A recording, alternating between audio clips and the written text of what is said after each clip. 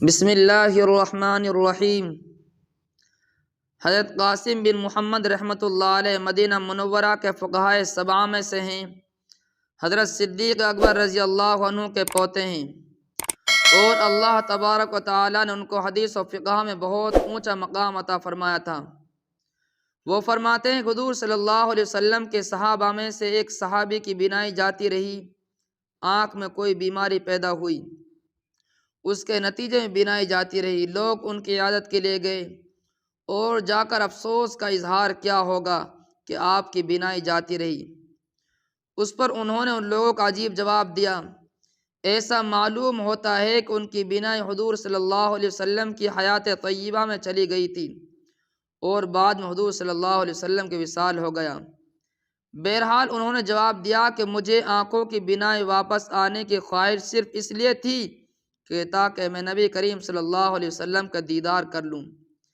اب جب نبی کریم صلی اللہ علیہ وسلم اس دنیا سے تشریف لے گئے تو اب مجھے بینائی کے واپس آنے کی کوئی خواہش نہیں، بلکہ اگر مجھے اس بینائی کے بدلے اللہ تعالیٰ دوالا کے ہرنوں کی سی بینائی بھی عطا فرما دے تو مجھے خوشی نہیں ہوگی، اس لیے کہ جب حضور صلی اللہ علیہ وسلم دنیا سے اٹھ گئے تو کسی اور چیز کو دیکھنے کو دل نہیں چاہتا، بلکہ یہ فرمایا کہ میری خواہش یہ ہے کہ اسی حال میں رہوں۔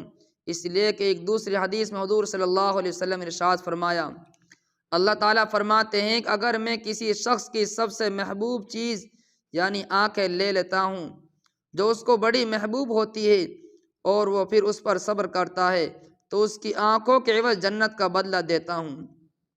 اس لیے ان صحابی نے یہ فرمایا کہ یہ وعدہ تو میں نے حضور صلی اللہ علیہ وسلم سے سنا ہوا ہے، لہذا اگر میں صبر کر لوں تو اللہ تعالیٰ کی رحمت سے جنت کی گارنٹی ہے۔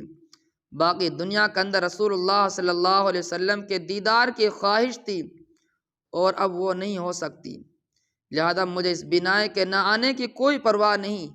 یہ ہے نبی کریم صلی اللہ علیہ وسلم کے عشاق۔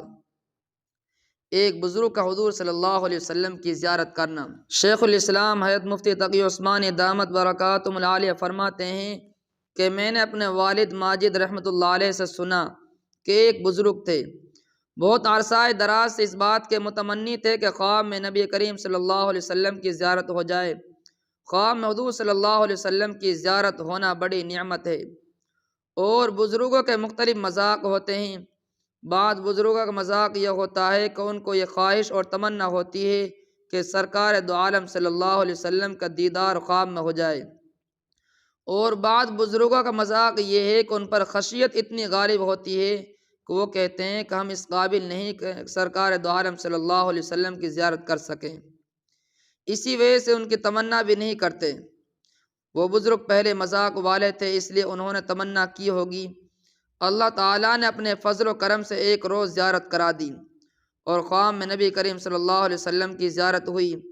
جب زیارت سے مشرف ہو چکے تو اسی خواب میں ہی حضور صلی اللہ علیہ وسلم سے درخواست کی کہ یا رسول اللہ، دعا فرما دیجئے کہ بس اب میری آنکھیں سلب ہو جائیں اور میری بینائی جاتی رہے، اب آپ کے دیدار کے بعد کسی اور کا دیدار کرنا نہیں چاہتا۔ چنانچہ جب آنکھ کھلی تو بینائی جاتی رہی اور پھر ساری عمر کوئی چیز نہیں دیکھی۔ انہوں نے حضور صلی اللہ علیہ وسلم کے دیدار کے بعد بینائی کی خواہش ہی چھوڑ دی۔